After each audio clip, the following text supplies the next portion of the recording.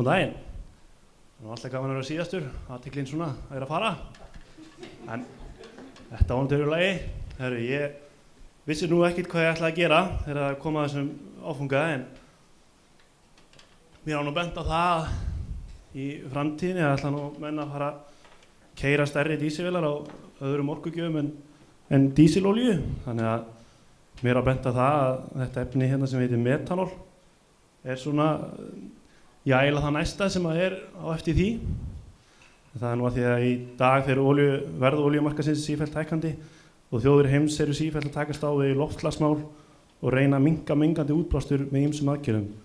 Ljóst er að á endanum þarf að taka ákvarðanir sem stuðla að minnkandi mengun.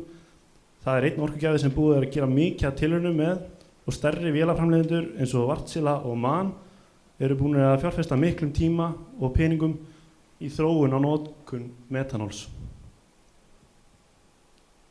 Og hvað er metanól og hvernig er það framleitt? Metanól er glær litlaus vökvi sem er afar eldfimur af því að hann hefur nú blossamark bara upp á 9 gráður. Metanól er alls ekki nýtt efni í heiminum þar sem það er notað við framleiðslu á ýmsum efnum eins og málingu, plasti og fleiru.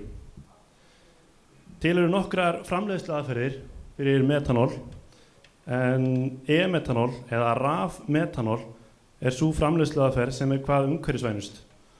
Við notkun þeirra aðferðar þarf einungis 2 hráefni sem eru vetni og koltvíoxíð.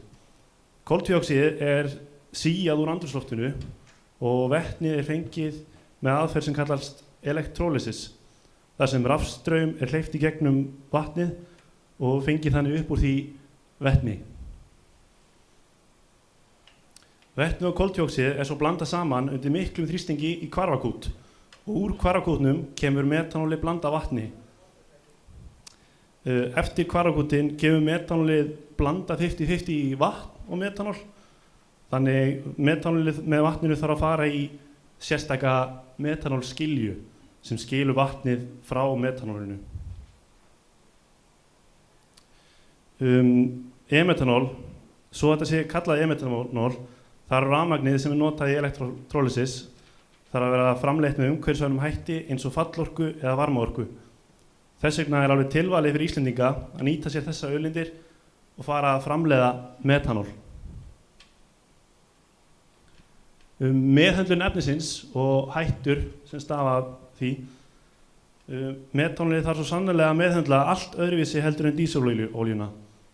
Eimurinn sem kemur af metanólinu er eitraður og því má ekki nota lyktarskyn sitt sem gasnema. Ef grunur er á leka skal fara í sérstakar reykkuðunargræður og hliðarbúnað og ganga úr skugga um að leki sé ekki til staðar. Mikil sprengjuhætta er að efninu og því eru allir neistagjafa stranglega bannaðir þegar vinna þarf í kringum metanóllagnir og þegar viðgerðir eða þrif eiga sér stað á töngum. Þá er verið að tala um rafmagns- eða loftverkfæri, hamrar og meitlar. Það er einnig bannað að lemja á fasta lykla með hamri því það getur valdið neistum og einnig eru raftæki og símar bannaðir þegar það er verið að vinna við svona. Ef það kviknar í metanóli í dagsljósi er nánast ómögulegt að segja til það hvort sé kviknaði því eða ekki. Því metanólið hefur svo hreinan bláan loga, svo það er einungis í myrkri sem hægt er að segja til hvort sé kviknaði því eða ekki. Stundum er þó hægt að sjá það á truflun loftsins fyrir ofan logan eins og hitabylgjur á heitu malbiki. En það er þó ekki alltaf sem það sést. Oftast sést bara ef það er búið að kvikna í öðrum hlutum út frá metanólinu. Breytingar í skipum. Þegar ég tala um breytingar í skipum þá geng ég út frá því að skoða búnað frá Wärtsilä og ýmis lausnir sem þeir hafa sett fram fyrir WAF 32 vélina. Þegar keyrt er á metanóli þarf að brenna rúmlega 2 sinnum meira af eldsneyti til að fá sömu afköst og með dísilolíuna. Þetta kallar á miklar breytingar þegar kemur á tankaskipulagi skipsins. Bæta þarf við eldsneytistöngum og er það gert með að breyta ballastöngum skipsins í eldsneytistanka. Þarna má sjá teikning af íslensku frystiskipi og allir tankarnir hérna neðst í ballastinni eru metanóltankar. Við smíði þessara tanka þarf að vera tómarými eða kofferdam eins og það er kallað á ensku og það er tómarými sem umlykur alla útveggi tankana og er það rými fyllt með köfnunarefni. Það er hægt að sjá þarna tanka hér, það sést þarna smá rými í kringu þá sem er fyllt af köfnunarefni. Þar sem metanól er tærandi gegn svörtu stáli þarf annaðhvort að húða þá tankað innan með sérstöku epóxí efni sem ver svarta stálið eða einfaldlega smíða bara tankana úr ryðfríu stáli. Miðað við hönnun á þessum frystitogara er geymslupláss fyrir dísilolíu einnig upp á 370 rúmmetra en metanólpláss er alveg 860 rúmmetrar. Gamla eldsneytiskerfið er skilið eftir og notað ef þarf er. Nýja kerfið samanstendur af 4 meginhlutum. Það eru tvöföldu rör, háþrýsti dælustöð sem sést þarna, þétti og stýri olíustöð og spíssar. Tvöföldu rörin eru ryðfrí rör sem eru inn í öðru stærra röri sem er olíufyllt. Þessi olía er kölluð þéttiolía og er þrýstingurinn á henni 700 bör. Þetta er gert til að minnka hættu á metanólleka. Háþrýstidælan er fjölþrepa stimpildæla sem sést á myndinni hérna. Hún sér að dæla metanólu beint úr tankanum og aðspíssa í 600 bar þrýsting.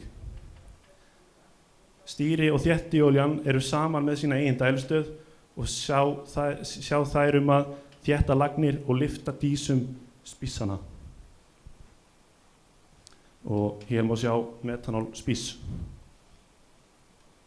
Metanólspíssin er töluvert stærri en dísilspíssin þar sem hann hefur 3 dísunálar.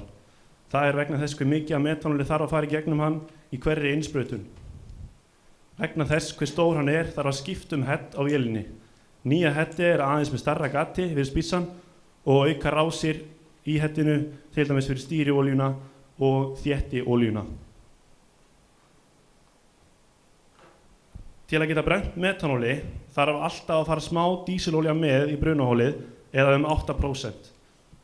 Sú olía er nauðsynleg til að koma brunanum af stað og er kölluð pilot fuel. Dísel eldsneytisdælurnar gömlu sem eru upprunalega á vélinni eru stilltar bara í samhengi við það magn, þess að 8%.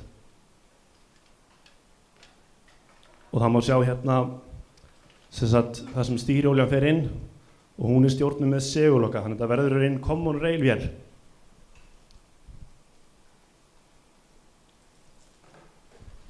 Svo er spurning með ávinningin, borgar þetta sig eitthvað? En það er nefnilega þannig að með brennslu metanóls er hægt að minnka mengandi áhrif útblásturs töluvert. SOx hverfur nánast alveg úr útblástri eða 99%, NOx minnkar alltaf 60% og sótmyndun verður nánast engin í afgasi vegna þess hver heitt brunin er af metanólinu. Því er sagt að brennsla e-metanóls sé kolefnishlutlaus. Kostnaður við þessar breytingar er alveg gífurlega mikill. Áætlað er að metanólbreyting á gömlu frystiskipi, eins og sýnt var áðan, geti kostað alltaf 1,25 miljard íslenska króna. Og inn í þeim kostnaði er lenging á skipinu fyrir meira tankapláss í ballastinni og öll tanka og suðuvinna, metanólbreytingarna sjálfar og búnaðurinn allur. Og til að geta sett þetta í samhengi þá kostar 9 milljarða að smíða nýtt stórt frystiskip. Ef skoðað er hvað kostar að keyra aðalvél skipsins á metanóli samanborið við dísilolíu má sjá að það kostar 200 milljón krónum meira árlega að keyra á metanóli. En þetta er auðvitað miðað við það að skipið eða vélinn þarf að brenna það bil 2,25 sinnum meira af metanóli miðað við dísilið. Maður heldur þarna, metanólið er bara miklu ódýrara. En svo, ef þú skoðar árlegu notkunina, þá sér maður að það þarf miklu meira af metanólinu til að fá sömu afl útkomu. Nú við skoðum hvort það sé hægt á Íslandi. Það er að sjálfsögðu hægt. Á Reykjanesi er framleiðslustöð í eigu Carbon Recycling International sem framleiðir e-metanól. Hún tekur koltvíoxíð frá jarðvarmavirkjuninni Svartsengi sem er stutt frá stöðinni og notar rafmagnið þaðan. Það slæma að þessi framleiðslustöð ekki að framleiða metanól eins og stendur af einhverju óþekktri ástæðu, en þó hún væri í fullum afköstum gæti hún bara framleitt 4.000 tonn af metanóli á ári sem myndi ekki einu sinni duga fyrir þetta skip. Þannig að menn heldur fyrst þetta væri voða sniðugt og hægt, en við erum kannski ekki alveg komin svo langt. Þegar á heildina litið má segja að verkefnið hafi gengið vel, en leita þurfti víða og lengi til að finna margar mismunandi upplýsingar allt það sem tengist metanólinu. Því fara sérstaklega þakkir til Sigga í Vélum og Skip. Vélar og Skip umboð fyrir Wärtsilä á Íslandi, og til Bjarna Ásmundssonar, verkfræðings, sem gaf sér tíma í að svara fullt af spurningum þó hann væri frí á Spáni þegar ég heyrði í honum. Þeim og fleirum sem kom að þessu þakka ég kærlega fyrir að veita mér upplýsingar þegar á reyndi. Einhverjar spurningar? Þetta var Guðmundur í Nesi. Ef ekki, þá verð ég hérna og segi bara takk fyrir mig.